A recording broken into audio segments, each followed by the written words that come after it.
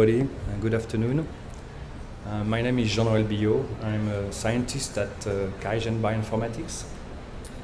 And I'm going to describe you today what we came up in the last years, what we call a RNA-seq Explorer solution, which should help the biologists to go through big data and interpret the data as quickly and as easy possible.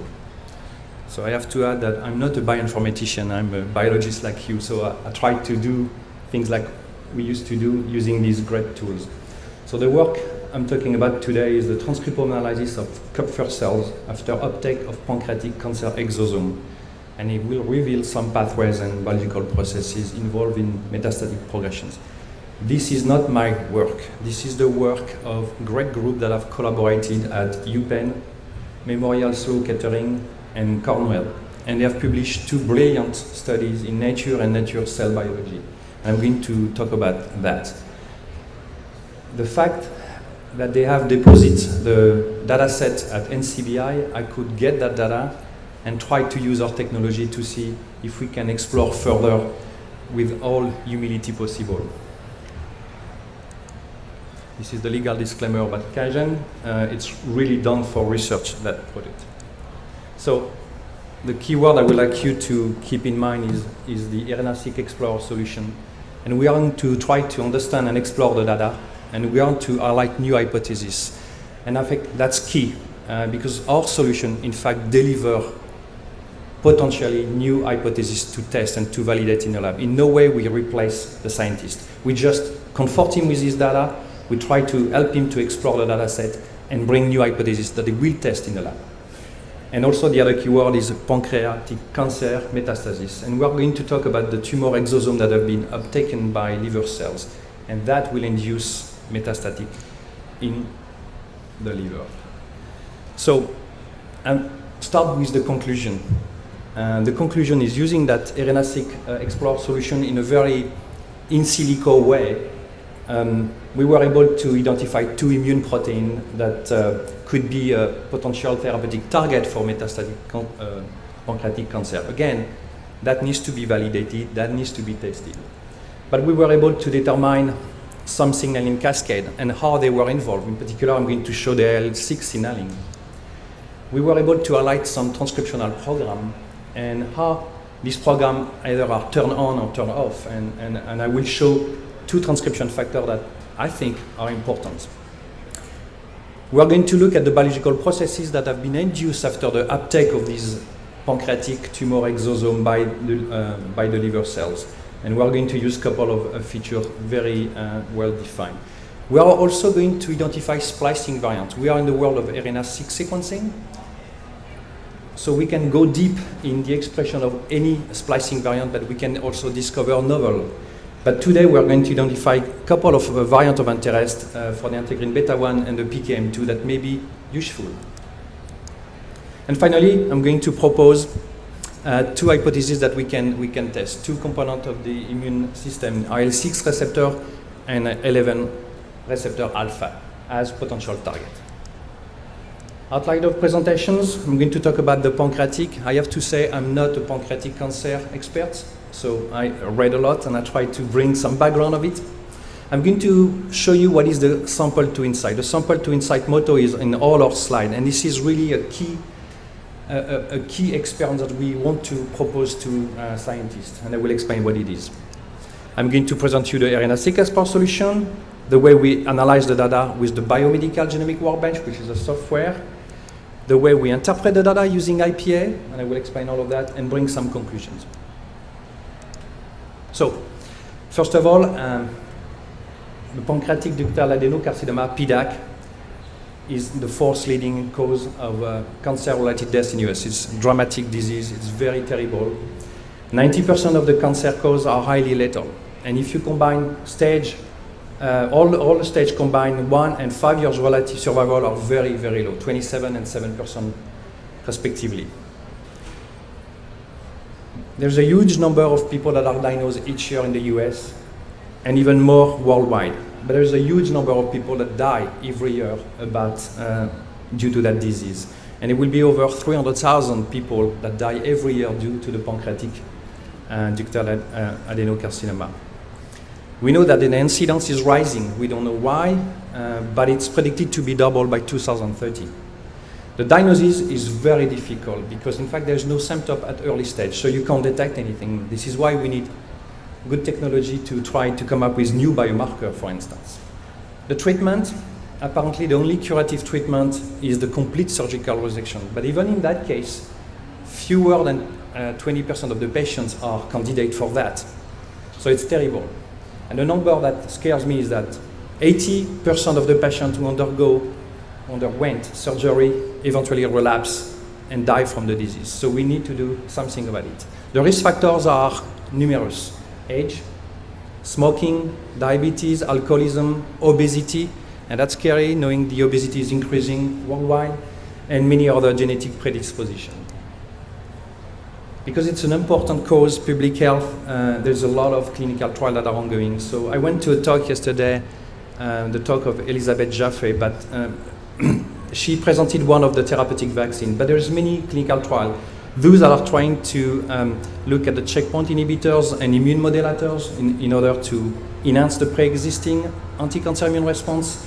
And there is a many combination, anti-PD-1, anti-CL4, anti-PD-L1, and this is just addition of all these things together in many different phases. You have the therapeutic vaccine that tried to elicit an immune response against tumor-specific, which is pretty hard in the case of pancreatic cancers. And that was presented yesterday, the GVAX and the CRS-207 by Elizabeth Jaffe, and there's new data about that. There's the adoptive cell therapy, which means you take the T cells from the patient, you genetically modify them, and you reinsert them to enhance their activity. You have monoclonal antibody therapy that target HER3 and many other, insulin growth factor receptor 1. And you have also the use of oncolytic virus therapy. In other words, to induce suicide in these tumor cells. There's a lot of genes and pathways that are very well known, and we know they are affected. Tumor suppressor, leading one is the cyclin inhibitor 2A, TP53, are mutated. KRAS, heavily, 90% of the case, this oncogene is mutated, and it's an active mutation. And you have numerous pathways, including apoptosis, G1S transition, cell-cell adhesion, and so on. So what is the sample to insight in QIAGEN? It's to equip basically the scientist from a set of connected solutions that allow him to go from the sample isolations to the interpretation. And I think it's a very successful way because you can stay inside QIAGEN, for instance, and you can, having kit that extract DNA or RNA. You have kits that look at the target enrichment. You have kits that allows you deliberate preparations. And we are agnostic of the sequencing. We can use Illumina, Ion Proton, and so on. But the beauty of the sample to insight is when QIAGEN has bought, in the last 3 years, a very important company in bioinformatics. One of them is CLC Bio, which is based in Aarhus, and they come up with a fantastic product called a biomedical genomic workbench that do process these gigantic data, this FASTQ data that I'm going to show. And QIAGEN also bought in 2013 Ingenuity System, formerly in Redwood City. And we have a set of tools that help you interpret the biology. So this is that combination that makes the sample to insight a very efficient solution, a very efficient experience. So let's go back about what is an exosome. I'm not going to teach any of you, but this is basically a cartoon that represents the biogenesis, the secretion, and the intercellular communication of these exosomes. They start in the early endosome process as intraluminal vesicle. They congregate in the multivesicular bodies, and they have two ways to do that. They either degrade or they fuse to the membrane. When they fuse to the membrane, they are secreted. And this is the target cells that we talked today, the liver cells. The Kupffer cells are going to uptake these exosomes that have been secreted by the pancreatic tumor cells. And these are very important biological entities because they participate in many things, including proliferation, inflammation, angiogenesis, and many others I'm going to talk about. That's a beautiful scanning of electron microscopy done by that company Exosomed, from which we have participated in making a paper. And you see all of that. They are from shedding from blood from the glioblastoma brain cancer cells. So that's absolutely beautiful. These vesicles are very small, 30 to 100 nanometers. They are secreted by most cell type, and they are found in all biofluids, which make easy to sample. They contain all kinds of functional biomolecules. Obviously the DNA fragments, proteins, lipid, but also mRNA and microRNA, which is what we are looking today, the microRNA, the mRNA, I'm sorry. So what is the potential use of this exosome? It can be at many levels. Tumor profiling, you can look at surrogate diagnostic marker, you can look at prognostics and therapeutic monitoring, you can look at the increased level of exosome, for instance, that's been shown in ovarian carcinoma and lung cancer late stage. You can profile patients, those that respond versus not respond. In this exosome, you have a molecular signature that helps you do that. You can also use them as a therapeutic delivery. You're going to charge them with very important molecule and you deliver that. And I think one of the key points here is in contrary of the circulating tumor cells, which are very rare, there's a tons of exosome per ml in blood. So that makes it easy to isolate. So that's taken from a review recently, and this is basically the role of functional role of exosome in cancer. And there is at two levels, the local environment and the systemic environment. The paper I'm going to describe, they look at that particular aspect. So what's going on when the tumor excretes these exosomes? There's signal that tells to form what they call a pre-metastatic niche. So in other words, it's a system that modulates the environment for making the tumor cells ready to colonize a distal organ. They can do all sorts of other things like immunosuppress. They participate in that. And these combinations make metastasis easy. They participate in angiogenesis, they participate in fibrosis, they participate in many other things, including cell proliferation and chemoresistance. So this is the two papers I'm talking about, from which I should acknowledge greatly. This paper has been published in Nature Cell Biology in 2015, and the title says it all. Pancreatic cancer exosome initiate pre-metastatic niche formation in the liver. So this group, with beautiful studies, have discovered that when the pancreatic tumor cells excrete exosome, they are triggering in the Kupffer cells that uptake these exosome TGF-beta secretions. And the TGF-beta secretions induce in the hepatic stellate cells the formation and the secretion of fibronectin. That fibronectin will help the bone marrow-derived cells to migrate to the liver, to prepare the liver to accept more tumor cells. So it's absolutely a beautiful paper, and I recommend that you read it. So the data I've taken is from this one, which is the same group. They went further and they realized that depending on the content of exosome, especially integrin, you can determine which organ is going to be metastasized. In our case, if you have integrin beta 5 in the exosome, you have great chance or great risk to be to colonize the liver, because these will be selectively uptaken by the Kupffer cells. If you have integrin beta 4 and beta 1, you are going to colonize the lung. So I think they are key milestones in the understanding how metastasis work. Depending on the integrin content, you are going to colonize X or Y organs. So this is their study.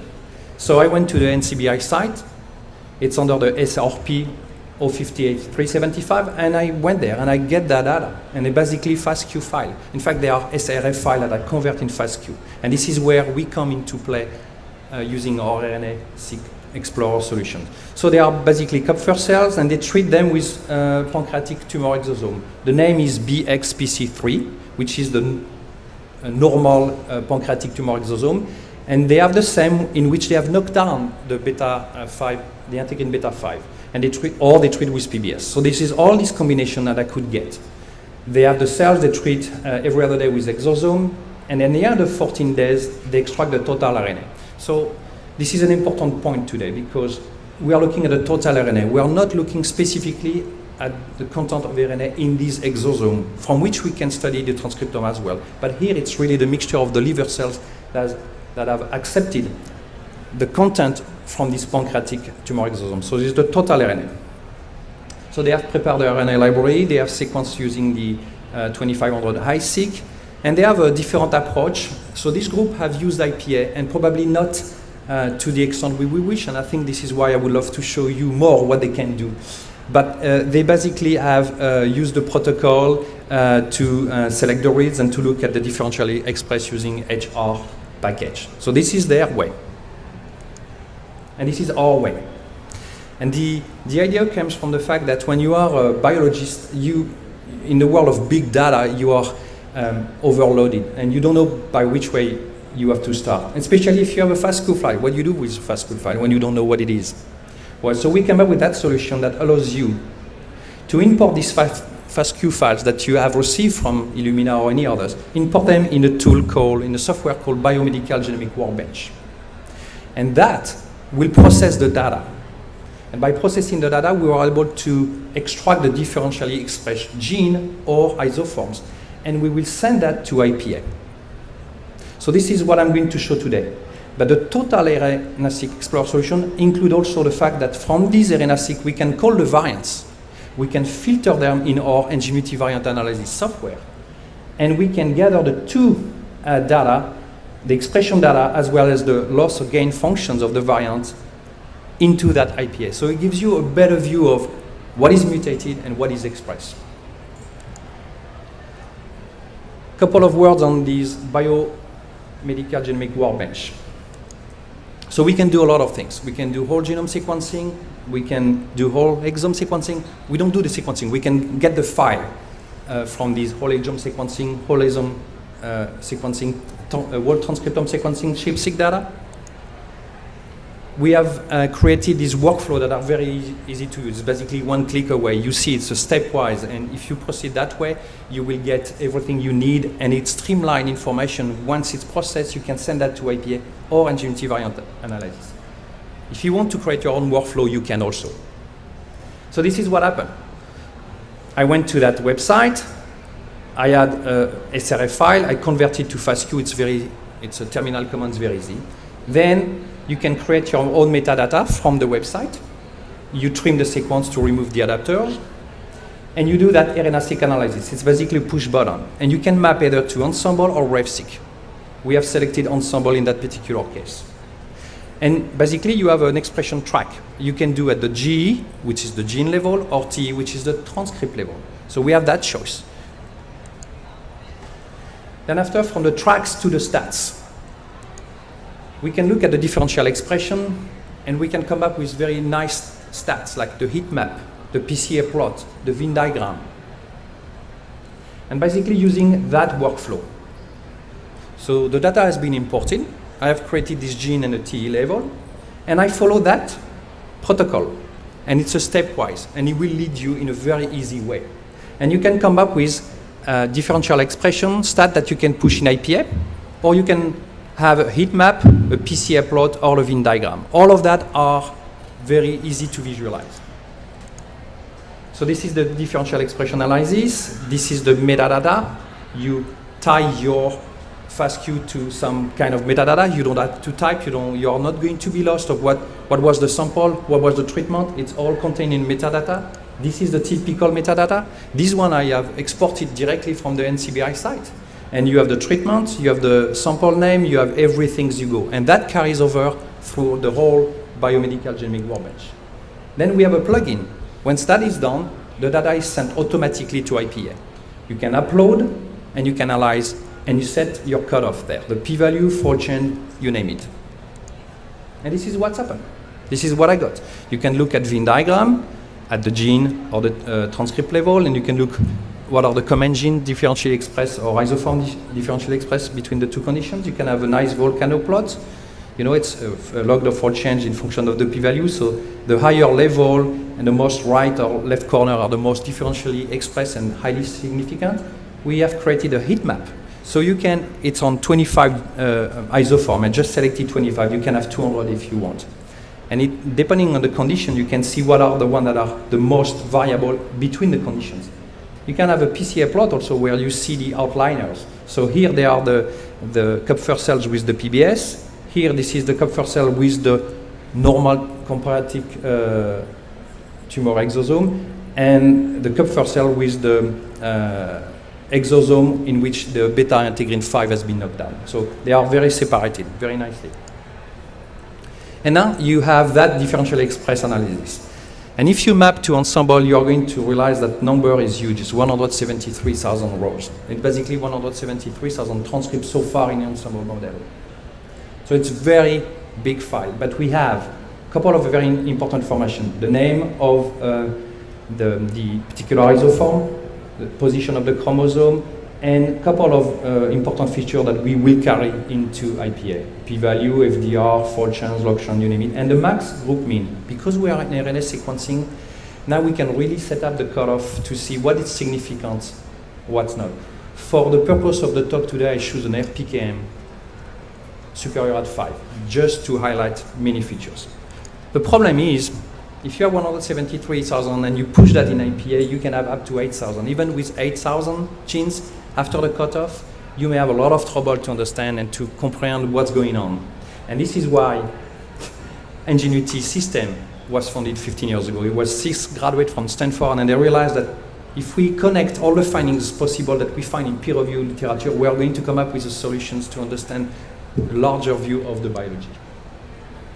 So, how do we do that? First of all, it's a statement for our technology. The number of publications, peer-reviewed publications that cite IPA is increasing every year. QIAGEN has bought us in 2013. So how do we do that? The foundation of our IPA of our IPA interpretation is based on that NGT knowledge base. And in fact, it's due to the content acquisition. We have a series of content scientists, PhD scientists, that look at the literatures, and according to protocol, gather any type of finding they can. In the abstract, in the result, in the legend of the figure. So it's a very objective way. And they gather that. And you have a QC system, and after you have a series of ontologists that really structure all the findings together in a way that you can look at the sequence, you can look at molecular mechanisms, you can look at cellular mechanism, disease, and phenotype. And IPA is on the top of that. And you fetch all kind of findings that are pertinent based on your data set relative to the expression of your own gene in your data set. So, IPA. You can look at a gene view, a chem view, a disease view. And we have all sorts of information. This is just a little part of a screenshot. But everything which is in blue, by the way, is clickable and give you to another page. But we know everything about caspase 8 in that case. We know it's an enzyme. We know which microRNA target that particular enzyme, which pathway it belongs to, what it regulates, how is it regulated, and many other findings. And basically, you have a series that cover probably 5,000 findings for that particular molecule. Each of these findings refer and send you to the PubMed ID, and you can get the paper. We can look at human and mouse isoform view. Again, we're in array sequencing, so it's become cutting edge to look at all these splicing variants. And if we do have information, we show you that we have findings correspond that. If you click on that, you will have pertinent information that are specific for that particular findings, for that particular isoforms, I mean. We are known for the pathway analysis, and people sometimes are stick to that just idea of looking at a signaling cascade top to bottom. We have much more than that, as you can tell. Here, this is an example where you can overlay the expression of your gene to particular pathways, but you can also use a feature called molecule activity predictor, which is basically like a simulator, or plain simulator. Based on the expression of genes upstream or downstream, you can look what's the effect downstream or upstream of genes that are belonging to that particular pathways. It's very powerful.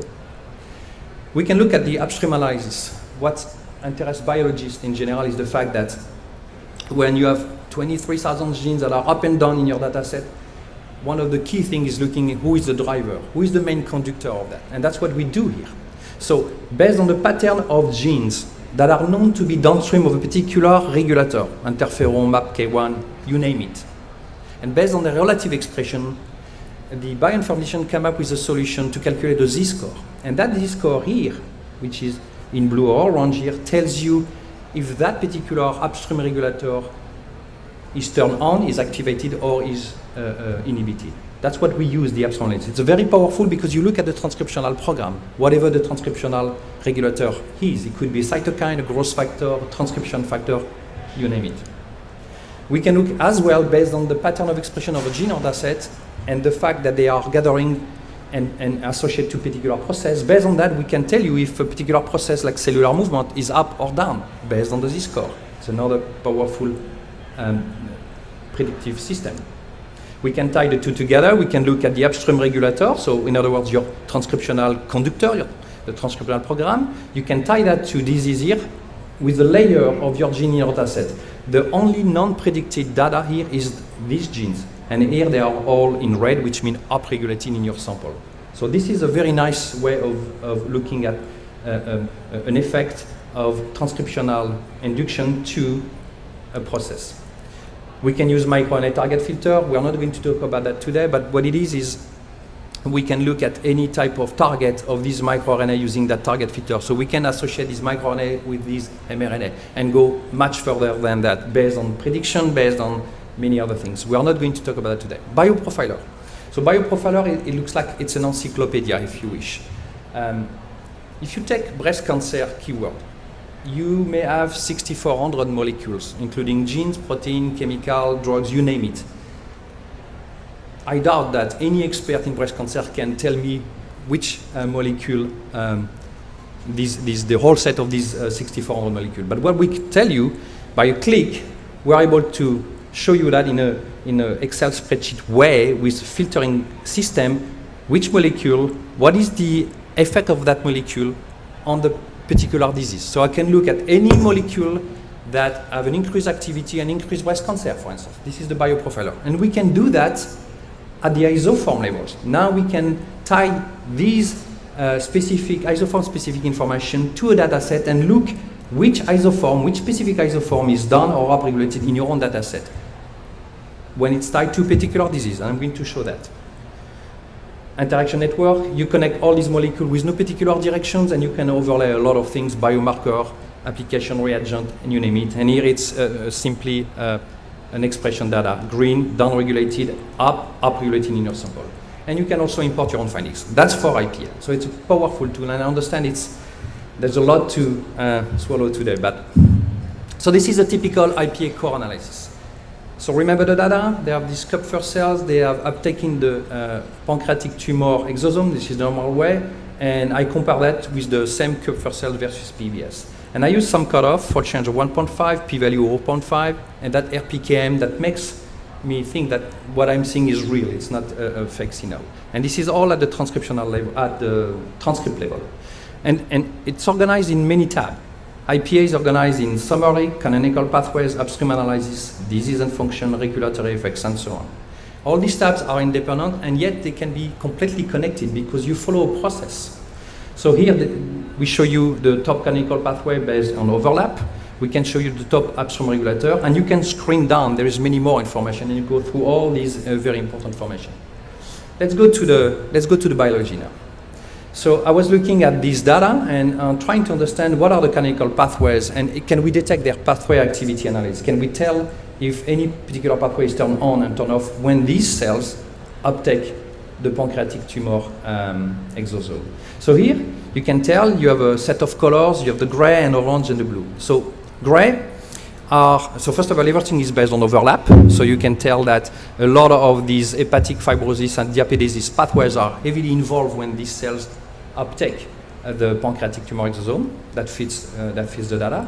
And you can look also at the fact that now we can determine for some of these pathways their activity based on the expression. So when you open a pathways and you overlay the data set, underlying data that you don't see is all these activation and inhibition edges that connect every molecule within the pathway. And based on that pattern, we are able to determine a Z-score.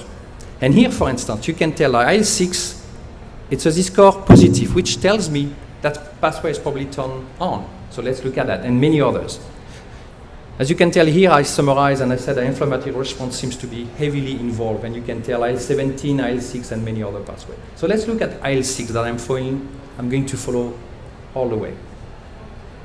And I'm going to go looking at IL-6. This is the pathway, you know, the JAK2, STAT3 pathways and so on. You have that with the genes that are secreted when that pathway is turned on. You overlay the data set, that's what we have done. Red, upregulated in the Kupffer cells that have uptaken the pancreatic tumor exosome.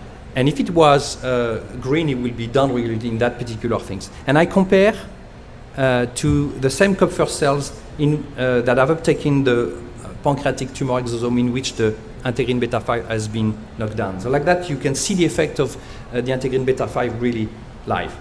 So this is the pathways. What is in gray didn't pass the cutoff. What is in red or green, it's up or down regulated. But we can use that new tool called the overlay tool. And the overlay tool allows you to compare any type of data set and show what are the genes involved and key information about these genes, their fold change, their p-value, and their RPKM. So you can see right away when you highlight that pathway what is really important. So I show you IL-33. We can dig and know that IL-33 seems to be very important in highly metastatic pancreatic cancer, but we can look at IL-6. And I'm sorry it's a little small, but here you have a lot of information. You have 3 conditions based on the 3 data set here, but in the condition that interest us today, you can see there is a strong RPKM. So there's a lot of reads that maps to that particular genes. It's highly expressed, 2.5-fold change, and there's a strong p-value. So IL-6 is probably very, very important. So we can look at that further. If you didn't know what is IL-6 or any type of pathway you click on, we have a report, and you have a very nice description, and you have all the genes involved in that, and you have all the drugs that target any of the genes. So this is a very pertinent way. So I'm still interested in that IL-6, and I was questioning, it's good to know IL-6 is turned on. Let's see if when I add statistically significant function, like differentiation of leukocytes, can we add that? What will be the impact on that using that predictor? Remember, we have data that are sure, red and green, they are up and down regulated, and everything else, blue and orange, is predicted based on the expression of these genes. Or these genes. What we came up here is when these Kupffer cells uptake the normal pancreatic tumor exosome, there's an increase of differentiation, a predicted increase of differentiation of leukocytes. So now, to know what it means behind that term, you have a lot of these edges you can click because you have relationship between that function and particular gene, and it will refer you to PubD, to PubMed, and you can get the paper. But in that particular case, it can simply mean, in the case of pancreatic cancer, there is an increase of Treg, and we know Treg are these immunosuppressive cells that are heavily involved in pancreatic metastasis. Now I'm interested in looking at the conductor per se. So I asked the question, show me any cytokines and growth factor that can be the leader, can be the conductor, what we call upstream regulators. And show me what are the genes that are associated to all these regulators. And tell me what is the prediction of activity. Are they increase? Are they decrease? Is the program driven by these guys are up and down? And we do that, and I look at IL-6. And you can tell there's a lot of important factor here. Elizabeth Jaffe yesterday mentioned the IL-17. You can tell IL-17 is there. IL-8 is there. So all of these guys seems to be turned on. They are activated when the Kupffer cells uptake the normal pancreatic tumor exosome. And these basically highlight an inflammatory response. So let's look at that particular IL-6. 47 genes with their relative expression told us that IL-6, which is present in the data set, it's overly expressed, the program is activated. So the functional aspect of the IL-6 is turned on. It's very important. So it's small here, but IL-6 in the center. And this is all the genes gathered, the 47 genes that have been in the data set previously. All these 47 genes here. This is their real expression, and many of them are very important. You know, tenascin, fibronectin-1, integrin beta-1, and all that. And I asked the question, show me what are the functions that are predicted to come up when IL-6 is drives that networks. And the question was very simple. I went through and I say, adhesion of tumor cells seems to be increased. Liver tumor, remember we talk about Kupffer cells that have uptaken pancreatic tumor cells. And we know by the paper, I didn't come up like a genius, but these pancreatic tumor exosome drive the liver metastasis. So it was good to see that effectively, based on the expression of these genes, we can see that liver tumor is increased. And we have also an invasion of tumor cell lines. So there's certainly a metastatic process going on here, just based on that network. Now the question is, let's look about all these regulators across the condition. I wanted to see what's the influence of integrin beta-5 when it's knocked down, right? So I asked the question about all of that, and this is based on the Z-score. So what is activated, predicted to be activated, or predicted to be inhibited? Blue, inhibited; orange, activated. And you can recognize a lot of these factors that you can know by either knowledge or maybe experiment that they were involved. A lot of them, some are curious, like interferon gamma. And we know interferon gamma can be both ways. It can be leading an anti-tumor process or a pro-tumor process, actually. RELA is there for the inflammation. But I was looking at that TRIM24. And TRIM24, which is in orange here, it seems predicted to be activated when the Kupffer cell uptake the normal pancreatic tumor cells.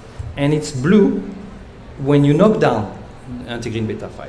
So here, they are the genes that are associated and known to be downstream of TRIM24. TRIM24 is known and described as a tumor suppressor of the interferon pathways. But, hold on, it's tied also to immune responses. And what we can see here is the TRIM24, in fact, when it's predicted to be increased, shut down all immune responses.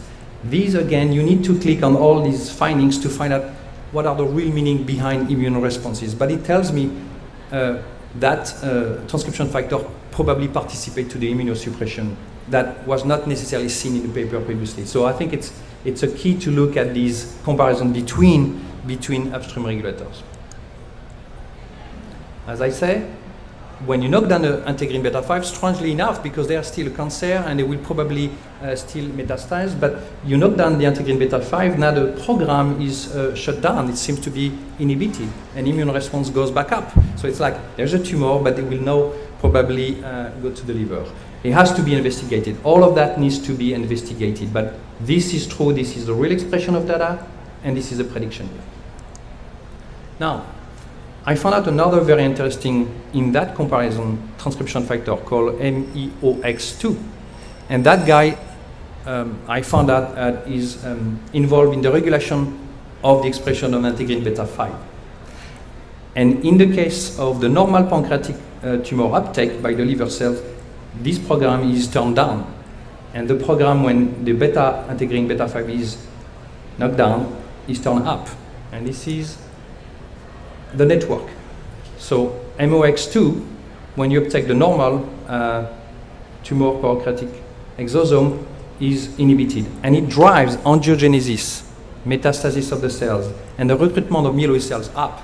So here again, you have a transcription factor. You have a set of genes that are heavily important. F3 is there, IL6, ICAM, CXL3. All of these have been described and very important. And when they are upregulated, they drive that program probably down and drive these functions up. Angiogenesis is important, metastasis here again. So just looking at an in vitro culture of Kupffer cells having these normal pancreatic tumors, as we can define that. We can compare the disease. I was looking at the disease and functions based on the pattern of expression of DIN. We can come up that inflammatory response, fibrosis, movement of myeloid cells, metastasis is all up when you have the normal pancreatic tumor exosome. When integrin beta-5 is down, this program seems to be shut down, maybe a little bit less for invasion here. And we can look at that here. This is looking at all these genes that are pertinent to that particular fibrosis. So fibrosis has been seen, it's very strong here, and we know fibrosis is heavily involved in that metastasis. When you do that, you realize that the fibrosis is increased effectively just based on the pattern. So even if I didn't know anything about pancreatic cancer, which I didn't at the beginning, I can come up with that based on the pattern of expression of these genes that are known to be downstream of fibrosis. We can look also at isoforms. Integrin beta-1 is a hallmark of cancer, as we all know. But now, because we have RNA sequencing, we can go dig in the different splicing variants that are expressed or not, right? And this is an isoform view. So you have integrin beta 5 according to the ensemble model, and you have a series of different splicing variants. Some of them we know the information, we have real findings in the literature, some are totally unknown. And that's the beauty of what we are doing, because in fact, we are telling you right now, based on the cutoff, based on our analysis, this particular form of integrin beta 1, the OZ7, which is a single exon cutting protein, which is strange, it's upregulated and it's significant when the Kupffer cells are uptaken by the tumor, the normal pancreatic tumor exosome. When it's knocked down, the other isoform is the 12 here. So looking at the isoform pattern is very key now, because obviously these guys may have different function than previously the normal or the long one or the first one discovered here, right? Looking at isoform view, very important. So we can tie that integrin beta 1 isoform tied to fibrosis with the previous things. Using the isoprofiler as I'm doing here, I ask a simple question. Through all my comparison of all these tumor pancreatic exosome with or without integrin beta 5, I ask the question, show me which one are differentially expressed and in what way when they are tied to liver carcinoma. My goal is to find isoforms that are tied to HCC, because this pancreatic tumor exosome leads to the liver metastasis. And this is what comes up. So I'm going to highlight one of them. Here you can really see the expression of the different isoforms of PKM, pyruvate kinase muscle, that are upregulated here for that specific form, the O4. This one is upregulated when the tumor, pancreatic tumor, the normal pancreatic tumor exosome is up. When integrin beta 5 is down, that particular isoform is downregulated here. So maybe it's another clue to investigate. So science is very strange, because what we call P004, in the literature they call that PKM2, isoform 2. But this is the typical isoforms of pyruvate kinase and all their relative expression across the condition, and you can see that.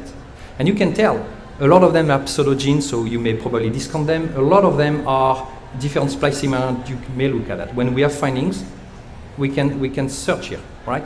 So this form is upregulated according to our analysis. And that form is called a PKM2, which refers to the PKM004 in the ensemble mapping. And that form, that particular isoform has been actually associated with an increase of HCC. So PKM2 has been described yesterday in the Greg Thompson in a plenary session as a key protein. Now, I'm going to bring pure hypothesis. So all of that needs to be validated, needs to be tested in the lab. So I know that everything I say here is connected to real findings in the literature. So everything I connect, it's true. I can click on the PubMed ID and find a paper that describes these particular relations. But what we ask here when we say causal network is, show me a master regulator connected to a set of regulators that plausibly explain the expression of huge set of target. Here you have 152 target downstream of that particular set of regulators here, right? Driven by IL6R.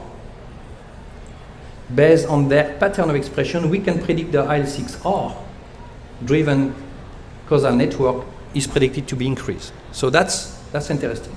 The second question I wanted to ask is, and what we can do in the causal network is what we call scoring. In other words, associate a particular network, master regulator, to a process of interest. Obviously, I say, show me everything that connects IL6R to metastasis.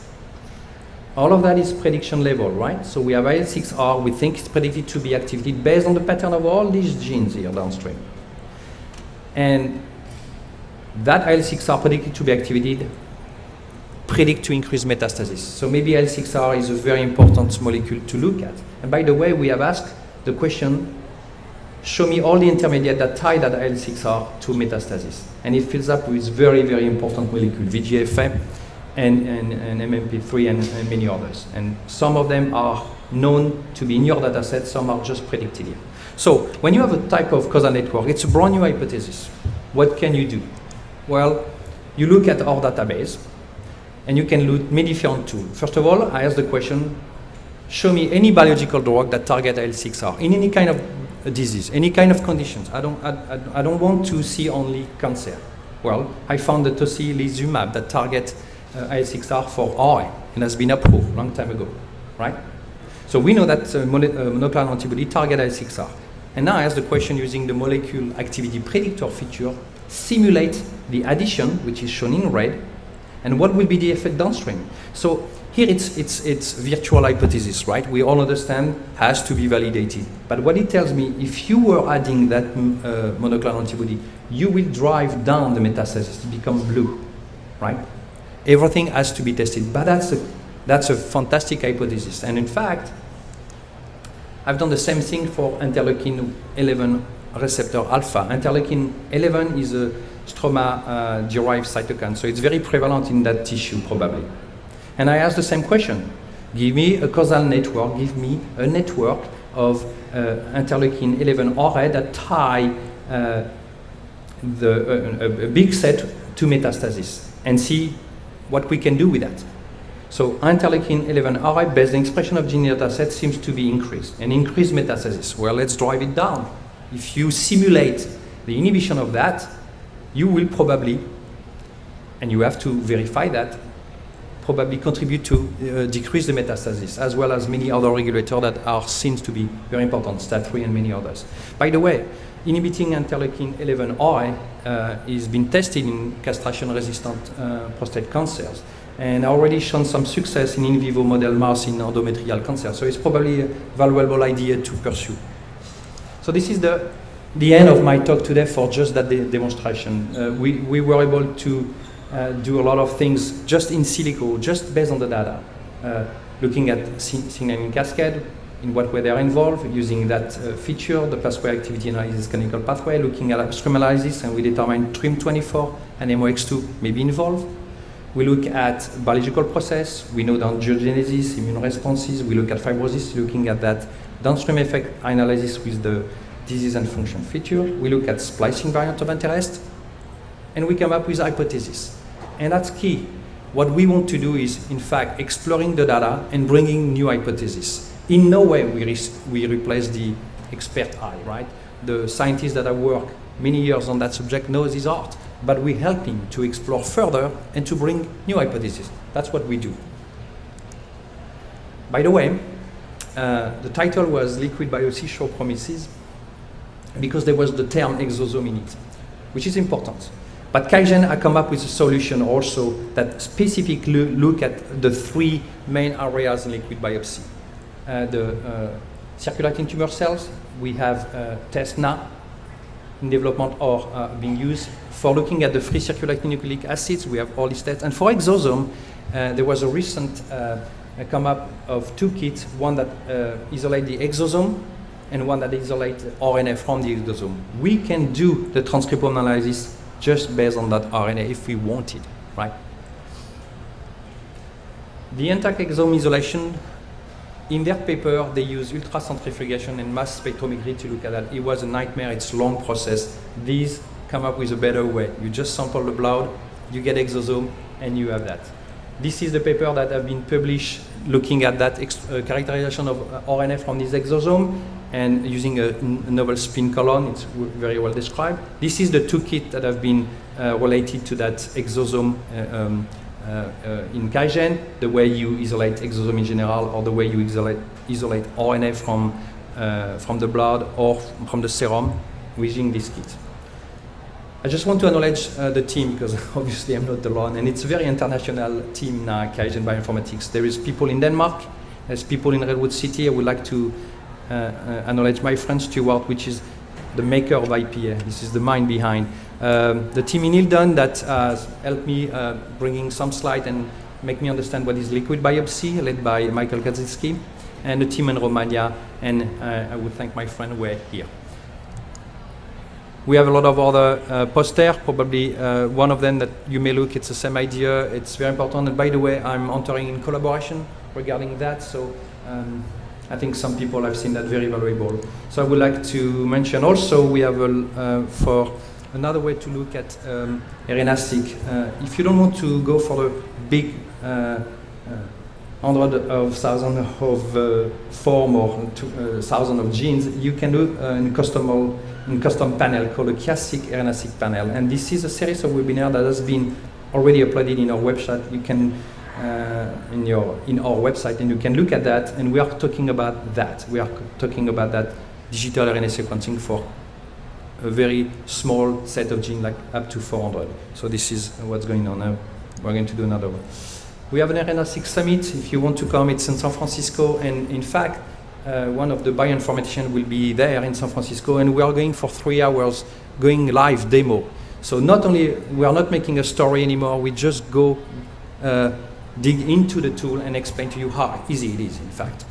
And the proof is, I'm not a bioinformatician. I could do that by myself. On that note, thank you.